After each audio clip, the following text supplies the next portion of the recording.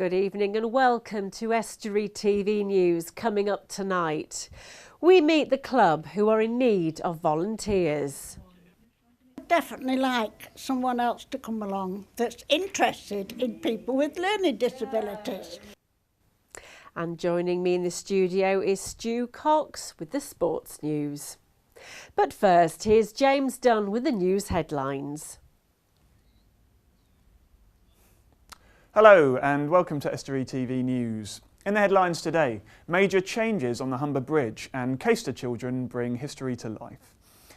Major repair work on the Humber Bridge commenced yesterday.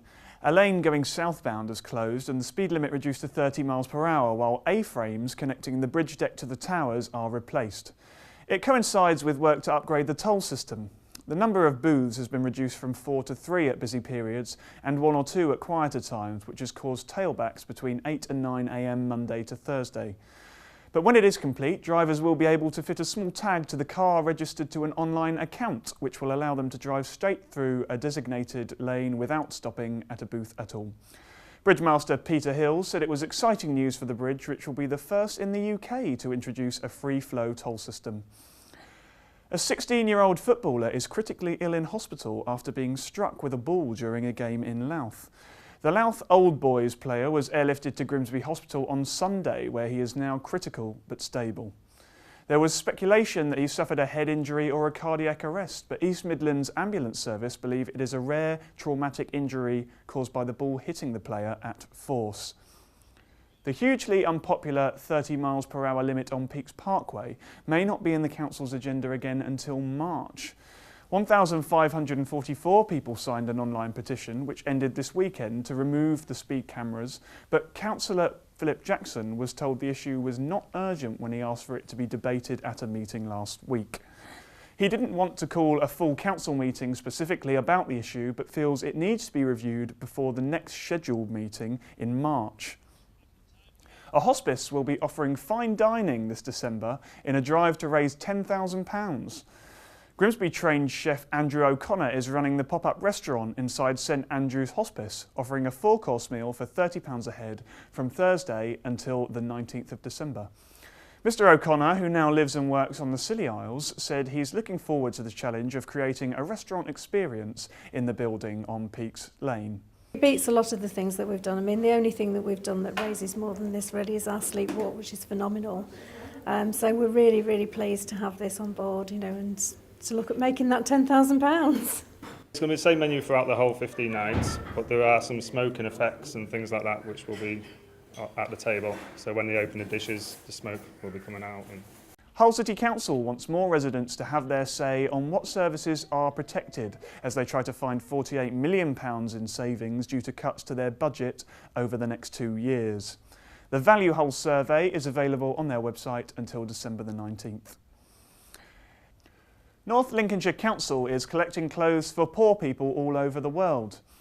Residents can put a red sack filled with textiles, bags and belts out with their recycling, and the council and collections contractor Citer will also donate £35 per tonne to Lindsay Lodge Hospice.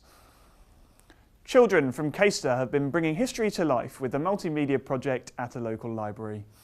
The class of 32 children from Caister Church of England Methodist School interviewed people and recorded their memories of the past for the Caisteries project. Library staff helped bring local legends to life, telling the story of how Lincoln's famous imp met his stony fate. And they also performed this Lincolnshire shepherd's folk song, bringing back local language from a bygone era.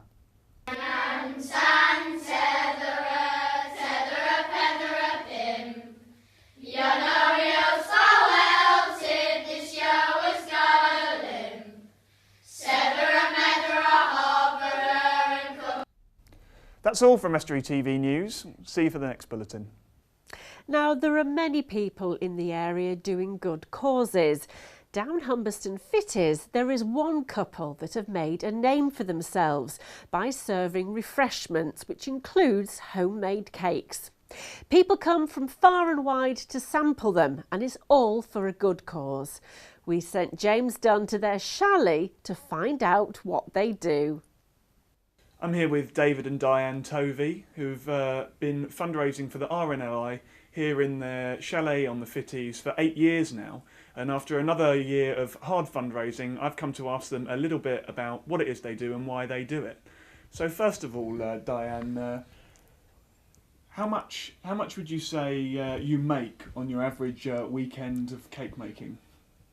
Hopefully, we try and raise about £100.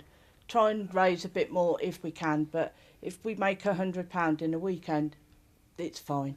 And how many cakes would you bake on the average weekend? The weekend, oh dear, hundreds of them. How many cakes would you bake in a weekend? Well, we do all the gâteaux, and I have to do double of those. All the little cakes, you really don't want to know, unless you want to come out and give me a hand. I mean, there's so many, just so many of them, you know. But this year we done red velvet. That was our signature dish, and I'm looking to see what we're going to do for next year. So hopefully I've got plenty of tasters out there who would actually try it for me, tell me if it's a winner or not. And how much did you raise this year? We raised £1,000 and a penny, and 1 penny counts. Every single penny counts. But to us, that is an amazing, fantastic amount of money, because we know every single penny goes to saving lives at sea. So you work quite hard on these cakes, don't you? Yeah, but not as hard as they do what they do. Anyone can make a cake, but it takes guts to do what they do. David, what do you think about what your wife here does?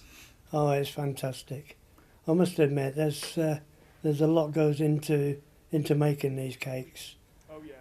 Fortunately, we do have the people that come out and buy them, and it's surprising how many people actually support us in what we do for the RNLI. You get a lot of support in many ways, don't you? Because sometimes people donate things to you. Yes, they have done before now. 25 kilos of sugar, and we've just finished up using it. How long did that take? 3 years. 3 years. 3 years. But saying that, using it, we thought of the people who donated it, and we're thinking every single day they're helping. In their small way, they're helping us help the RNLI.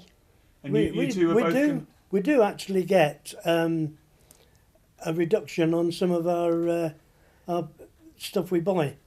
People give us a discount on the food and with that we buy for these cakes. Things are getting a bit more expensive, aren't they? Yes, they are. Unfortunately, I mean, once upon a time we used to be able to get a kilo of walnuts for about £8. Now you're looking at 16, maybe 20 quid a kilo. But it's not going to put you both off? No. Let's put it this way, it doesn't put the RNLI off. So as long as we can do it, and people are coming out and supporting us, we're going to keep on doing it. Well, as well long done. as we get the help from the council by giving us the 12 days each year for doing it from our chalet. Well, you do a brilliant job. Thank you very much. Thank you. Thank you. And that was a very worthy cause they're raising money for, and fabulous looking cakes. Well, there are many groups out there who work with people with learning disabilities. The Bright Spot group, which has been running since 1979, relies on donations to keep itself going.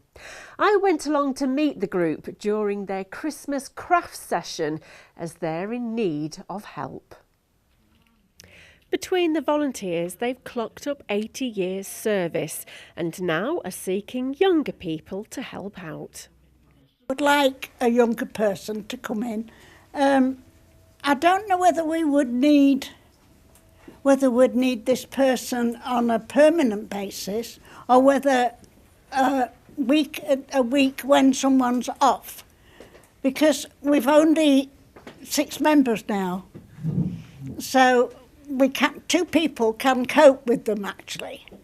But there's usually 3 of us. And if one goes off, it makes hard work then for the 2. The group is open to those over the age of 12 who have a disability, and was primarily set up for those living in Immingham. Well, they've all got learning disabilities, and they've got to be over there can be over 12, but they can't be on the committee or anything till they're 18.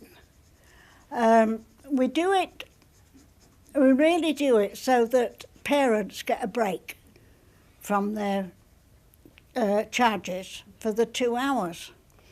And most of them, they love it. You know, they don't want, they want to come every week. And the members, though only a small group, love going each week for different reasons. I like playing bingo and meeting with my friends. I get bored doing nothing, watching TV all day and playing on my laptop all day. I just love it. I love Brenda. Doing and drawing and making things. Well, if anybody can help the Bright Spot group, then please get in touch with Brenda or via Estuary TV. Right, now it's time for the talk about sport with none other than Stu Cox. Thanks, Emma. Cleethorpes Town lost their place at the top of the Northern Counties East Division 1 League on Saturday with a 1-1 draw away at Grimsby Borough. Nathan Empson scored seconds into the second half. Andy Taylor equalised for the home side with just 10 minutes remaining. Cleethorpes are in action again tonight, away at Teversall. Hull City moved into the top half of the Premier League with a 3-1 win against Liverpool.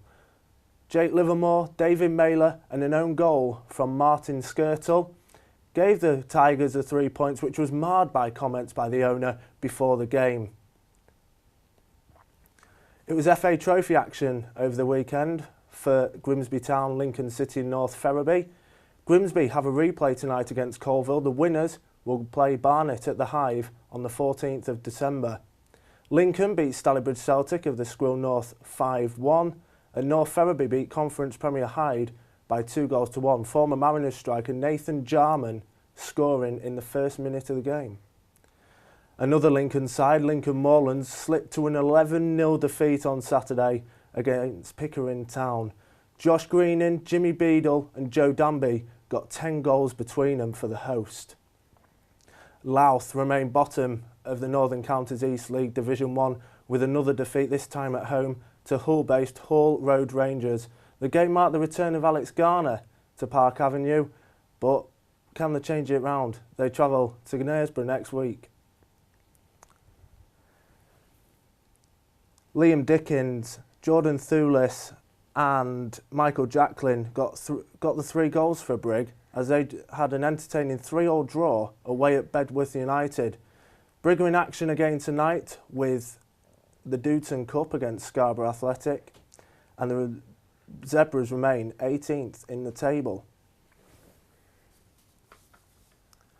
Bottisford kept up their amazing form this week with a 3-3 draw away at AFC Emley. Craig Bridge and Martin Pembleton got the goals for the Poachers as they remain 3rd in the table. And finally, life without Brian Laws at Scunthorpe United is on the up. A 3rd straight win for them as they beat basement side Torquay by 3-1.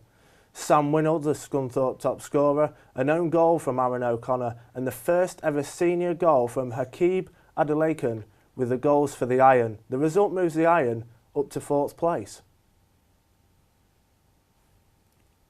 Thank you very much there, Stu. News, sport, it's all coming together now, isn't it? And I've been in a muddy field today with John Fenty. Away. Grimsby Town Stadium plans. Right, that's it from Estuary News. Join us again tomorrow. Until then, from all of us, goodbye.